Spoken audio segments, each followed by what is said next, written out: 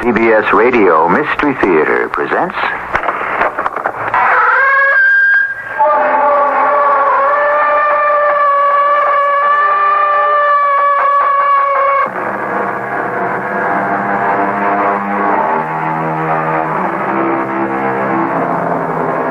Come in. Welcome. I'm E.G. Marshall. One of the most familiar sounds in the world today is the ring of the telephone. It produces a predictable reflex action. The phone rings, you pick it up. It's only too human to want to know who's on the other end. The impulse always is to answer. An impulse you should never have succumbed to if your name had been Betsy Grant.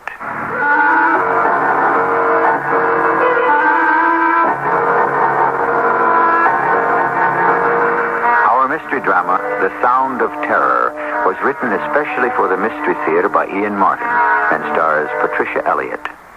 I'll be back shortly with Act One.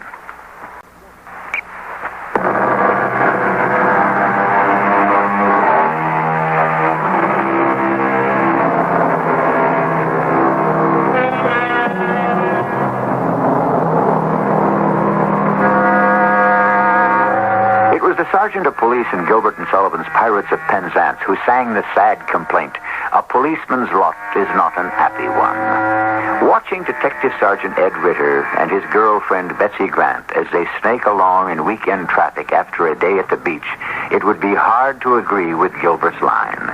This is one happy policeman, relaxed and obviously very much in love.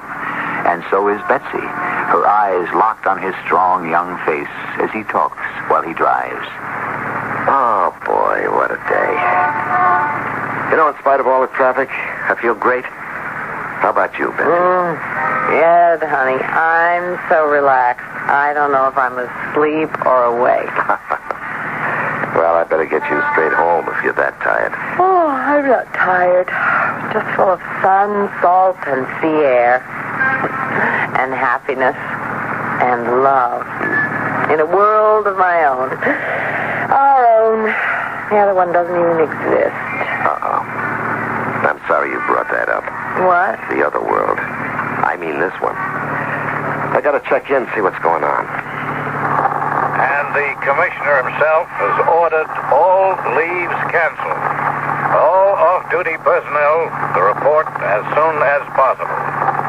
That is all personnel, uniform or plainclothes. Now, this announcement will be repeated shortly. At the moment, we have a 1040 at Blyer and Spain Streets. Cars 103, 216, and 180 are ordered there. Please contact Central and each other and coordinate. Repeat. There is a 1040 at Blyer and Spain. What is it, Ed? The 1040? No, I know what that is. Disturbance of the peace. What's the other? Search me, hon. I'll tell you something, though. It's something big if the commissioner is sticking his nose in. You better call him. Yeah, I know. It's just what I'm doing. Shouldn't you pull over and park? What, in this traffic? I'm practically parked already.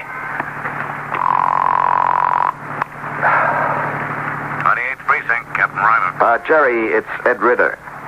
Where are you?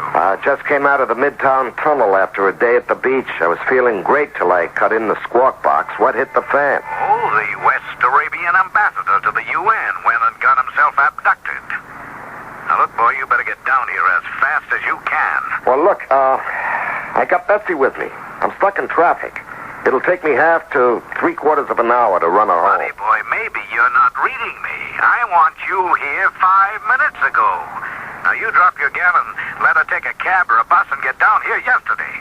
That is an order. Okay, Jerry. I read you. Now what, Ed? Got to report in immediately. Honey, it looks like you're going to have to grab a cab home. I'll give you some money. Oh, I don't need a cab. Just drop me at 9th Avenue and I'll take a bus. You will take a cab. I'm not taking any more chances with you than I have to. Ed, I'm a big girl. A city girl. I can take care of myself. What's got you so uptight? I'm going to turn on the siren, honey. I got to move. Someone kidnapped the West Arabian ambassador to the UN. Oh, what's his name? Who? The ambassador. Oh, I'm not sure. Mohammed Hassim or something, isn't it? Something like that. Why? Well, I don't know. It just seemed a thing to ask. Who do you suppose kidnapped him? Search me, darling. Got a guess? I'd say some terrorist group. We're not going to have that here. Look, we've all been holding our breath it wouldn't start here the way it has in the rest of the world. That couldn't happen to us. Oh, really? Why not? I can think of a heck of a lot of ways we're so much more careless than other countries. Well, listen, that isn't anything for you to worry about, Betsy. All I care about is that you take care of yourself. You don't have to worry about me, Ed. That's what I like to do best. You're my girl. All the way. You know that. You know, I don't know what we're waiting for to get married. Family. Your folks, my folks, they all want to be a part of Well, it. couldn't they wait till after? Let's take care of the family first. After is for us. Okay, baby. Hey, come on, I gotta move. Hey, kiss goodbye. Uh-huh. Kiss forever. I love you. But if I don't get you out and head for the precinct, I won't be able to afford to marry you. Go on, Sergeant. Answer your bugle call. Yeah. Now, listen, you go straight home. I want you to take a cab, not a bus. All right. Whichever comes first. I'll wait by this covered bus stop right by the phone booth. Oh, here's the bus. I've got to run. Hey, I said a cab. Why waste money?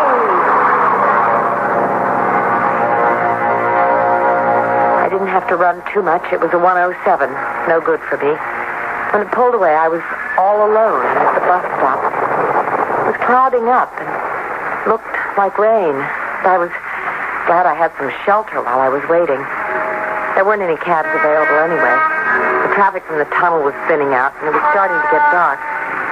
I don't know just at what point I found myself feeling lonely, but what made me realize it was when the phone started ringing. How do you feel when a phone rings and no one answers? I know how I do. Sure, I know it was a public phone, but it's sort of a reflex.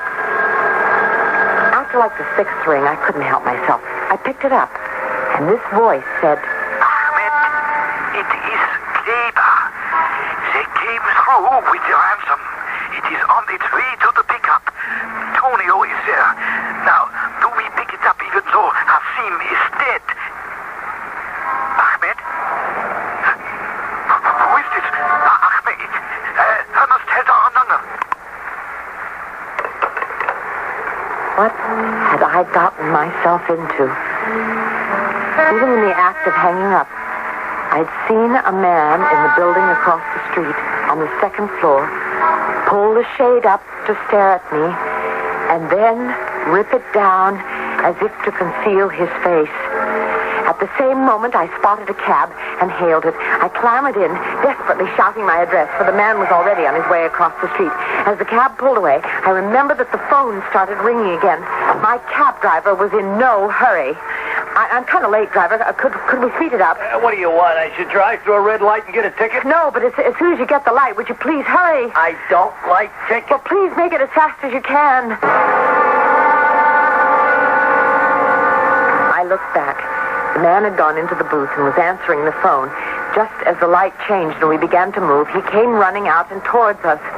The light, it just changed. I got eyes, lady. There's no sweat. These here lights are timed for 35 miles an hour all the way north. What's the rush? I want to get home. So do I. But I got a lot longer to sweat it out than you. I looked back.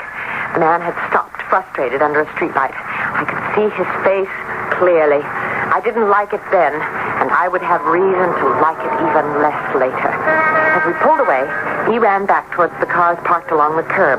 My hacky had the lights timed now and was bowling along smoothly.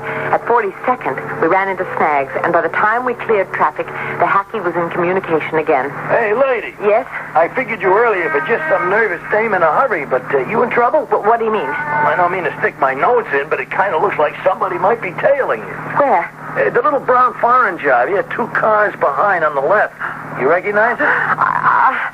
I don't know. You want I should lose him? Maybe just on general principle. I can't see who's driving, but do you really think he's following me? Listen, I drive a hack in New York. You learn a lot about human nature and all. The good and the bad. You ask me a question, I give you an answer. From the experience I got rolled up, yeah. I don't want him to follow me home. I'll lose him for you.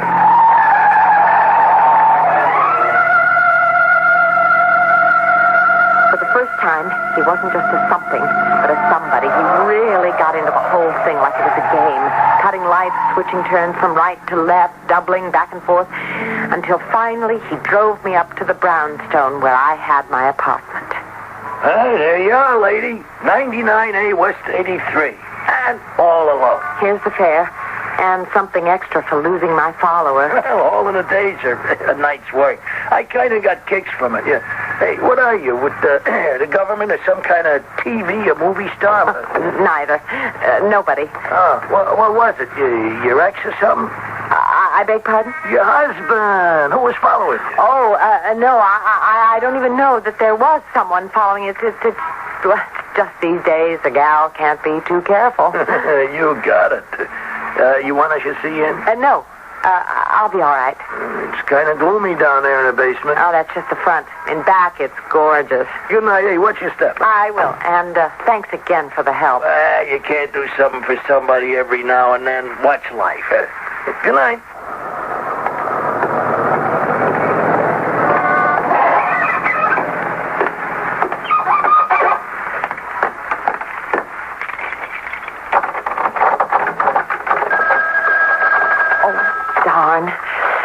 Why does this key always stick? Oh, I'm coming.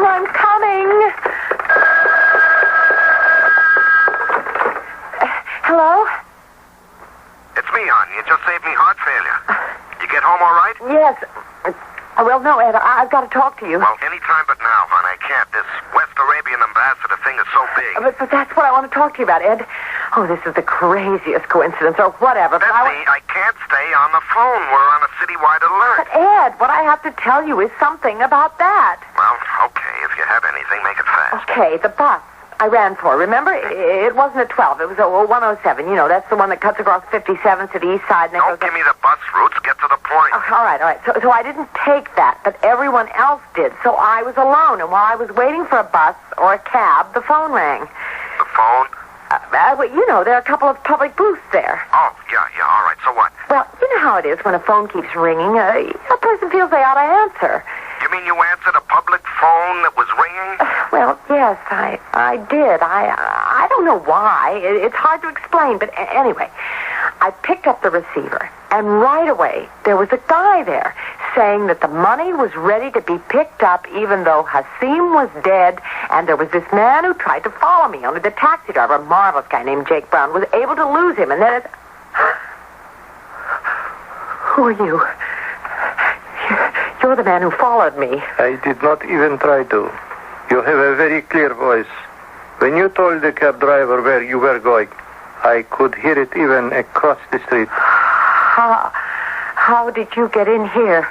If you leave the keys in the door, who cannot follow? Come along. We must leave. What do you mean? Leave? Oh, my dear young lady, if you must involve yourself in international intrigue, you must take the consequences. And I am sorry to say, once you possess the wrong knowledge, the consequences obviously cannot be pleasant.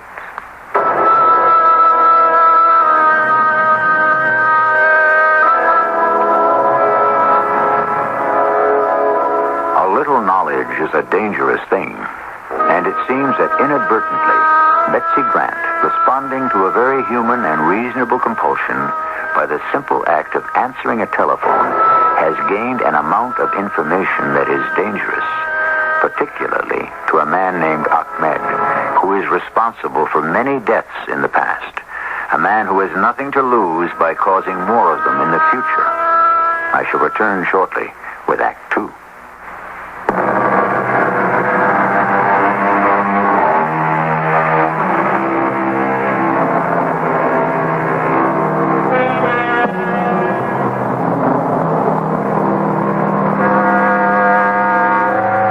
ringing of an unanswered telephone is so frustrating, there is another sound made by Alexander Graham Bell's invention that is even more frustrating. The busy signal, which has been caused by a sudden interruption in service. It can become unbearable. Worse than that, in the case of Detective Sergeant Ed Ritter, terrifying, for he knows intuitively that it was human intervention that broke the connection on his phone call to Betsy. Ed, where are you? Come on, we're on assignment. I'm trying to reach Betsy. I thought she called you. Yeah, she did. Also, okay, I told you no long conversations. I'd be waiting in the car. Jerry, everything's changed since then. I got a lead. I got to call Betsy back. Call her back? What'd she do? Hang up on you? Here, listen. Okay, so it's a busy signal. You can't hang around till she gets off the phone talking to her mother or some girlfriend. No. It isn't like that, Jerry.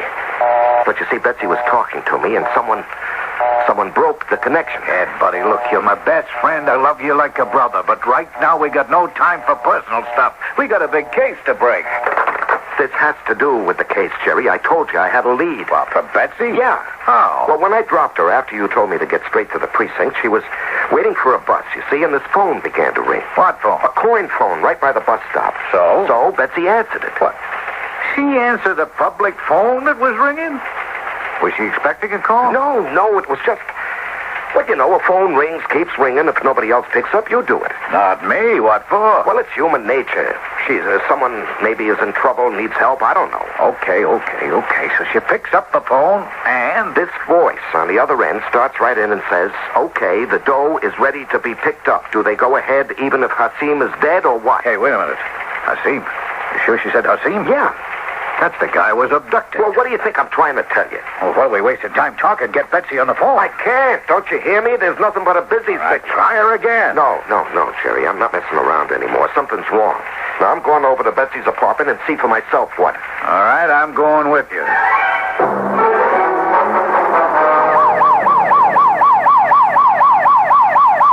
she have any idea who the guy was that was calling? Just that his name was Kleber. Oh, yeah, he called her by name, like the guy he expected to answer. What name? Ahmed. Yeah, it's beginning to make a picture. This is no local caper. Hasim, Kleber, Ahmed, how international can you get? What do you figure is the sense in calling a public payphone? Well, no chance of calls being traced or bugged. And normally that time of night, the area is deserted. Yeah, the guy, Ahmed, was right across the street waiting for it to ring. Probably on his way down when he saw Betsy answer.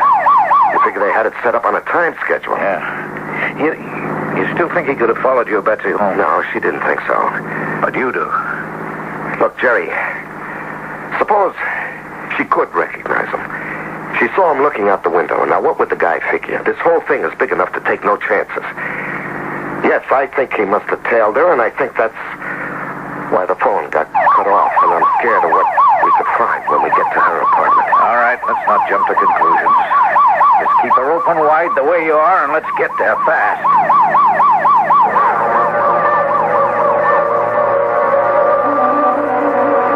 Which is her apartment? Basement, right down the steps. All right, hold up. Let's move easy. You cover me, I'll try the door. Well, I'll take it. You cover. No, sir, I'm saving you for Betsy. Cover me, that's an order. All right, we'll start legit. I'm ringing the doorbell. Police, open up. Don't try anything. We're armed. Oh, we're too late. How's the door? Locked. Stand back. It ain't the first door I kicked in. Watch it! Now, just keep me covered. Let me. I know where the lights are and things. Okay, just take it easy. The living room. I'm going to get the light. Stay low. Yeah, right. Nobody here. Check behind the couch. Yeah, for sure. Kitchen door's open. No one there. At the bedroom? Yeah. Doesn't look like there'll be anyone there either. Now, take it easy, Ed. You know, I can feel it in my bones. They got her. Look at the phone. It's off the hook. Here. This is her handbag. She never would have left that behind. Now, let's look in the bedroom first before we jump to conclusions. Hey, why? You don't think maybe... Now, easy, Ed, easy. Come on. Where's the light switch? I don't know. I guess... Forget it. I found it. Ah, there's no problem here. All neat and tidy. Yeah, let me make sure. Under the bed. Closet. Yeah. Bathroom. Well, at least they didn't total her. They must have taken her with them. Where? I don't know. Betsy give you no notion about that? No, none. So it's up to us to find out. Let's get back to that phone. We got to get out an APB. Now, don't touch that phone again. There may be fingerprints. So what are we going to do about Betsy? Don't panic. We got a lot to work on. Hold it. I got to answer it. It may be them about Betsy. We'll answer it. You got a clean handkerchief? Yeah. Here, lend it to me. Here you are. Thanks. Huh? Oh, yes, George. This is Lieutenant Reimer. What's on your mind? Yeah? Yeah? Oh, how do you read it? Okay, hold him. I want to question him myself. It doesn't look too hot, but you never can tell. No, there's nothing to send, except we're going to have to put out an APB on Ed Ritter's girlfriend. Yeah, it looks like she was snatched. You get this on the wires right away. Hold it a sec. Ed. Yeah, what is it? I'll fill you in on the kidnapping on our way back to the precinct. Right now, we need a description of Betsy to put out on the APB. I figure you can do that better than me. I just hope we can find her. Come on, cheer up, kid. They didn't get the money, so we have a bargaining point, even if Hasim is dead. Now, come on, take the phone. No, easy. Use the handkerchief. Okay. Might be fingerprints we can still use. All right, Jerry, I got it. This is Detective Sergeant Ritter with a rundown on a suspected abduction.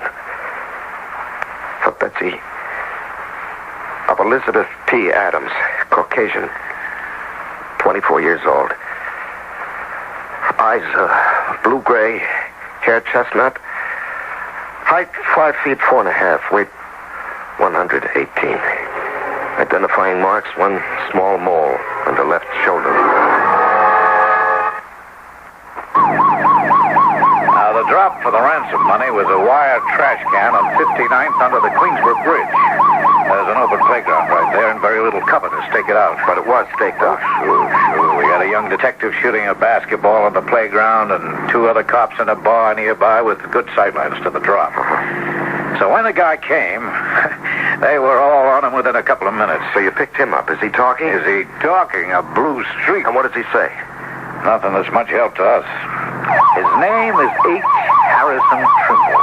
He graduated from Harvard, 1936. I don't care about his name. Has he given us any leads? Oh, Ed, he's a derelict, a bum, a wino. He fell backwards into this, an accident. Are you sure? Well, I'm not sure of anything until I prove it out all the way. I just didn't want you to get your hopes up.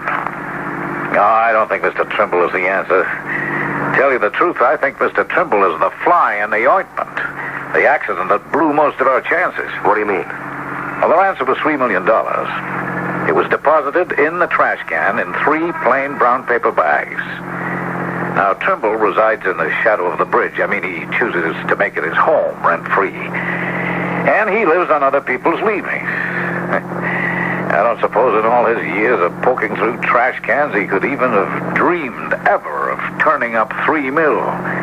But when he did, his reflex was to take it on the lam. Yeah, but our boy stopped him. That's right. So, if that's the way it is, there's nothing he can tell us. That's the way it looks, Ed. So we're no nearer Betsy and Hasim than we were to start out with, huh? Oh, I wouldn't say that. What do you mean, Jerry? Well, we know where your girlfriend answered the phone call. She looked across the street and she saw a guy who may or may not have had anything to do with all this. I've given orders to have that block checked out. Why didn't I think of that first? Maybe because you're still a sergeant and I'm a lieutenant. And she's not my girlfriend. I can be a little more objective. Well, we better get down there right away. Easy, chum. It's being taken care of. They don't need us. And I'll level with you, Ed. I think it's too late. Those birds are too smart. They'll have skipped the coop. I think we better concentrate on Mr. Trimble and make sure he's what he seems to be.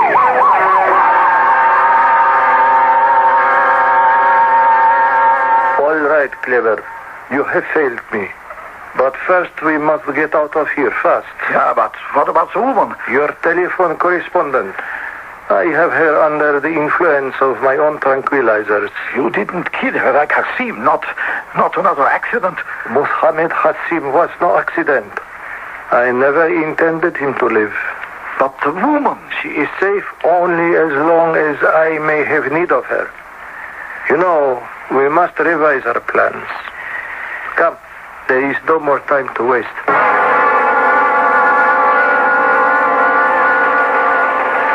Any more word, Ed? No, not a thing. What about the bum? Campbell? That's just what he is, a bum. I read him clean. So, what do we do now? How much do you love your Betsy? That's a lousy question. It's a lousy situation, Ed. Do you love her $3 million worth? Oh, look, you can't put a price on something like that. You can't. I'm stretching my neck out and putting a price. We're going to hear from these guys, Ed. With luck, they won't have changed the ransom. The money is still available. Yeah, for an Arab named Hassim, who's already dead. We don't know that for sure. And neither do the West Arabs. So, we take our chances. That $3 million may be too late to save the ambassador. But it may save your girlfriend.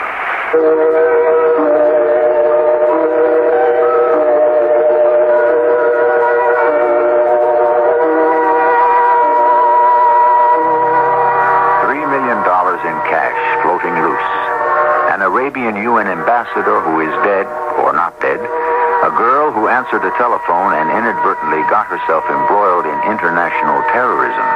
Where do we go from here? That, of course, must be saved up till I return shortly with Act 3.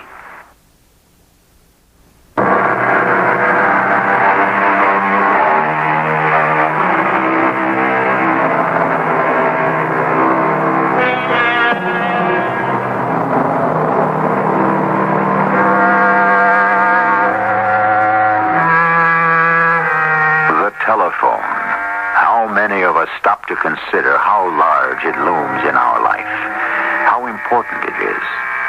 We have already explored emotional reactions to the various sounds it makes. Now we are examining its most devastating power, the power not to make any sound while we wait helpless, hoping against hope, for it to summon us to hear whatever news we need to survive, bad or good. This is the worst suspense, when it fails to ring at all. I don't know if I can stand it much longer, Jerry. Come on, we both done army time. We know there's nothing harder than waiting. You know, every time the phone rings, I want to jump and answer it. Yeah, after the first few calls, you could lose that urge. People call the precinct about the craziest things. But if Ahmed calls in... Oh, that comes straight through to this phone here. Why? Because that's the contact Betsy will give him. Yeah, if she's still alive. Oh, now, why wouldn't she be? She could be the only bargaining point they have left.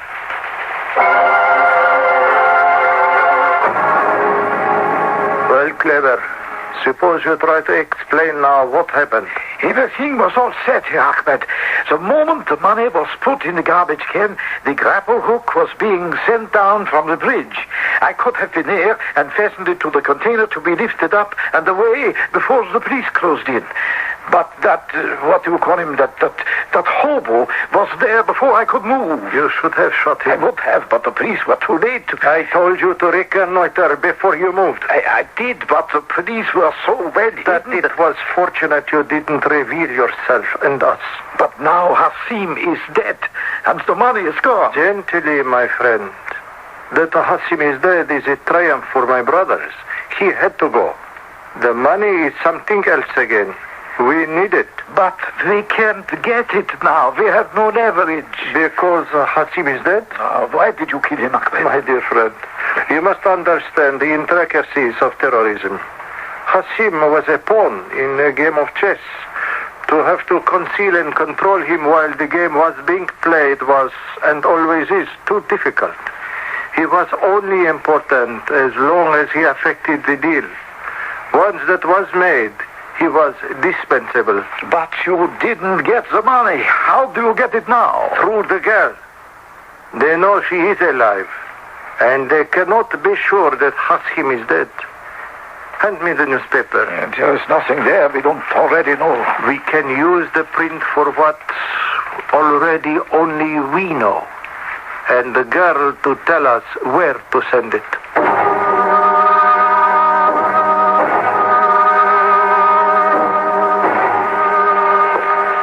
This just came in the mail for you, Ed. What is it? Oh, you better see for yourself. I got a notion it isn't personal. You want to read it to me? To whom it may concern. We have Ambassador Hassim in our power. The ransom was not paid. If it is refused us again, he will die. Also, the woman called Elizabeth Grant. Instructions will be sent through her phone how to deliver the $3 million. You will wait for them and comply, or all will be dead. A fanatic. Yeah, at this point, so am I. Try and stay cool, Ed. They're going to need it to deal with this kind of guy. How do I know that Betsy's even alive anymore? I know in my gut Hassim isn't. We don't know that for sure. I could bet my bottom dollar. It's the way they work. Well, we've got to let them give the lead. Yeah, I guess. Which still doesn't mean we can't make a few contingency plans of our own. Yeah, but nothing that would put Betsy's life on the line. Don't worry, she comes first. Well, second. What do you mean second? First, we got to know what this Ahmed has in mind.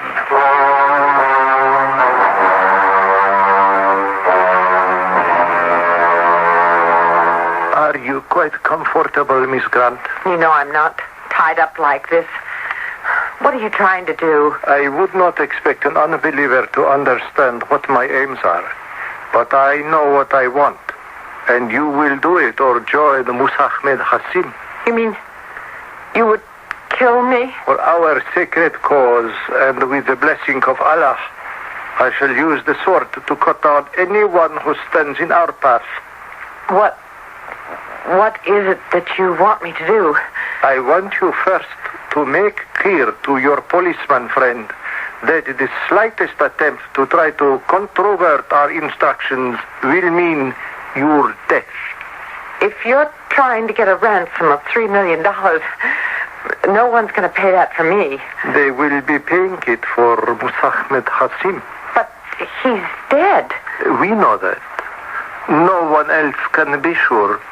We are going to make them be sure he is alive. I don't understand. You will, when we make the tape.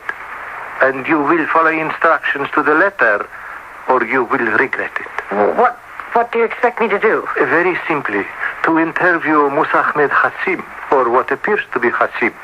You see, I have a hobby. I have made a tape of every word he has spoken at the UN and other places. By clipping these tapes and taking the words out of context as if answers to questions, they will serve my purpose. They will raise Hassim from the grave and win us money for the cause.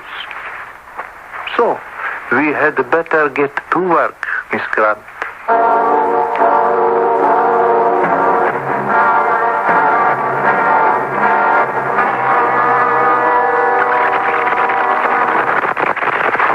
That's far enough, Ed. Now, play it forward again. Truly, they want to be sure you're alive, Ambassador Hassim. That I live must be obvious in spite of all the trials and tribulations in between. Have you been mistreated in any way? On the whole, I think, giving the wide gulf between opinions, reasonably fairly. But you wish to be free. I beg, I implore my countrymen to rise to my aid. Ed, you've heard Ambassador Hassim. I'm sure you can tell by his speech how alive he is, and I'm begging you for my life, too. I hope you can persuade the West Arabians to still pay the ransom for our exchange. Remember, when we were kids, and you were always king of the hill? Well, never mind that. 1940, what was it? 6, I guess. It's so long ago. I hope you don't forget. Please, Ed, please get us out of this. The odds are 100 to 1 against us if you don't. the men who hold us mean business. Please, contact the West Arabians, let them hear this tape, and wait for the instructions. Cut it off. Well, what do you think? I think we contact the Arabs and go sit in Betsy's apartment with or without them for instructions.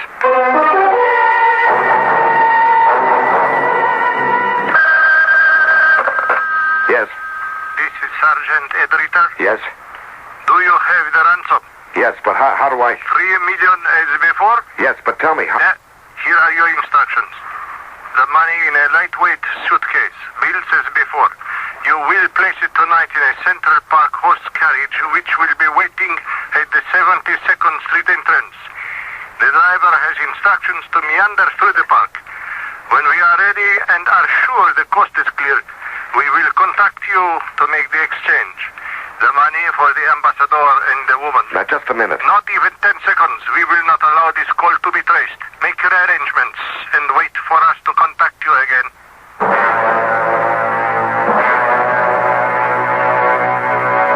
What do we do now? Sit and wait again. For what? For the switch, the new drop. Oh, it'll be here any moment. What do you mean? Oh, face it, Ed. We have limited facilities, but we know the opposition always pulls a switch. But we got them tabbed now. Oh, have we? What? You want Ambassador Hassim and the woman? Deliver the money as I tell you and we free them. In the Bronx, there is a Milk Strong sign and below it an abandoned factory. Drop the money by the sign that says, milk is for love and wholesomeness. When you do, Hassim and the woman will be set free. Do we answer that or just wait? Who knows? It's the old familiar pattern. We're trying to cover all the false alarms and pick the one that's for real. Yeah. You know, I've been thinking about that. Like how? Well, you heard the tape. Anything about it bother you? Well, sure, that was discussed. Hassim's voice on the tape sounded like it had been cut out of public speeches and made to sound like answers to questions made up after the questions were asked. Yeah, that was my reaction, too. So how does that help us? Well, it seems like one big distraction to grab off the dough and run. Yeah, that's how I feel. Only worse than that, without any return. All right, easy, kid. Easy. When the girl I want to marry can be as dead as I think Hassim is long before we make the payoff. Unless we arrange our own. Ed, how? Well, I've been thinking about a lot of things. Remember on the tape, Betsy said, King of the Hill? Yeah, sure, the old kid game. Yeah, except when we played it, it was one special place. Yeah, where? Well, Betsy and me, we both came from the Washington Heights district. Now, there's a park there we used to hang around. You mean near where the drop is supposed to? No, nowhere near there. Let me hear that tape again. Sure. It must be obvious, in spite of all the trials and tribulations in between. Have you been mistreated in any way? On the whole, I think giving the wide gulf between opinions... No, that's not the part I meant. Yeah, well, where? Run it fast forward a moment. Now. Remember when we were kids and you were always king of the hill? Well, never mind that. 1940, what was it? 6, I guess. It's so long ago. I hope you don't forget. Please, Ed, please get us out of this. You know, that's been bothering me ever since I first heard it. She gave us a tip-off. What do you mean? King of the Hill. King of the Hill. That could only mean Fort Washington Avenue. And that malarkey about 46? Stop and think. 46. It's 32 years ago. Betsy wasn't even born then. Now, she slipped a fast one by the guys who were holding her. Why? Well, it's got to be a key for us. What kind of key, Ed? All right, let me see now. 1946, Fort Washington Avenue. King of the Hill. King... Sure, the park, right opposite where we lived. The end of Fort Washington, the big apartment. That was the number, 1946. Jerry, that's where they're holding her. That's what she was trying to tell us. You really think she sneaked that by them? Yeah, sure. Hey, wait a minute. She did even more. Jerry, let me hear that tape again, huh? Yeah, sure. Just, let it run from where you cut it off. Sure. Please, Ed, please get us out of this. The odds are 100 to 1 against us if you don't. The men who hold us mean business. All right, cut it. Please. That's it. That's the final clue. 100 to 1. Apartment 101. That's where she's being held. Do we try to beat the ransom rendezvous first? And find Betsy dead like the ambassador, not on your life. Now, we take a chance. I figured it right. Hit the hideout before they can escape or hurt her.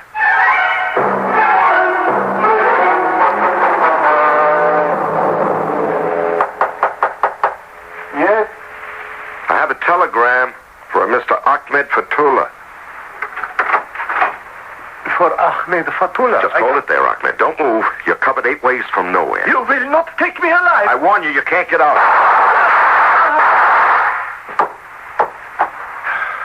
Betsy, you all right? Yeah, sure.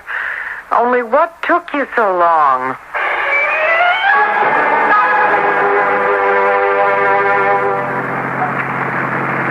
Hey, where are you going, Ed? This isn't the way home. That's right. The Lincoln Tunnel leads straight out of New York. That's right. Well, where are we heading? Anywhere will do. Elkton, Maryland, if there's nowhere closer, just so long as when we get back, we're married. But we haven't told our families. Well, they're just going to have to catch up. What's kind of a rush? Not after that last 24 hours. It's time, wouldn't you say, Betsy, that you had a permanent bodyguard?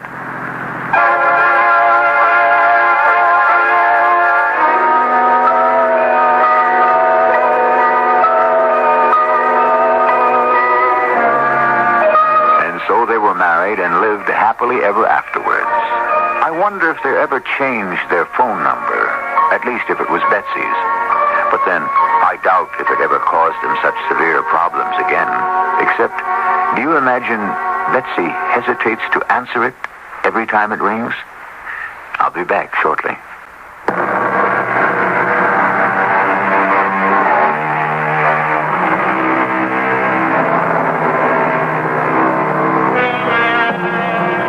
It's probably the most important instrument you will ever own.